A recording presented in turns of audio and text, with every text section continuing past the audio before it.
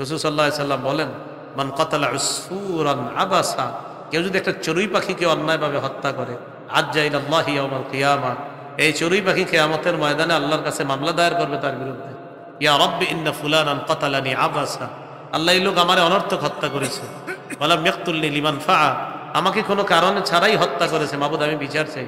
সেখানে মানুষ, সাবধান, জালেম হয়েন না, খুব বিপদে পড়ে যাবেন। চড়ুই পাখির উপরে জুলুম করলে বাঁচার রাস্তা নাই, তাহলে মানুষের উপর যদি জুলুম করা হয় বাঁচার রাস্তা থাকবে? আর মানুষের মধ্যে যদি ওই মানুষটা ইমানদার হয়, হ্যাঁ ইমানদার হইলে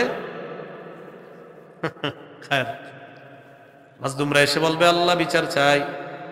ফায়ুতা হাদা মিন হাসানাতিহি, এক মাজলুমকে জালেমের নেক আমল দিয়ে দেওয়া হবে, দেওয়ার পর আরেক মাজলুম এসে বলবে আল্লাহ বিচার চাই। ফায়ুতা হাদা মিন হাসানাতিহি,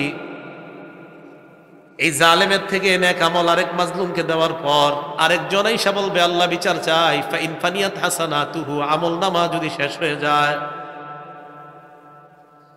উখিযা মিন খাতায়া, যেই মাজলুমকে জালেমের থেকে নেক আমল দিতে পারে নাই, ওই মাজলুমের গুনাহগুলা নিয়ে জালেমকে দেওয়া হবে। সুম্মা তুরিহা ফিন্নার, এরপর কে জালেমকে গুনাহের সাগরের মধ্যে, কতজনের গুনাহ চিন্তা করেন, অভাব নাই তো, জুলুম যে কতজনের করছে, এই সব গুনাহের পাহাড় নিয়ে জাহান্নামে যাবে, নাউজুবিল্লাহ। তো নামাজ রোজা হজ যাকাত কই গেল? জালেম হয়েন না।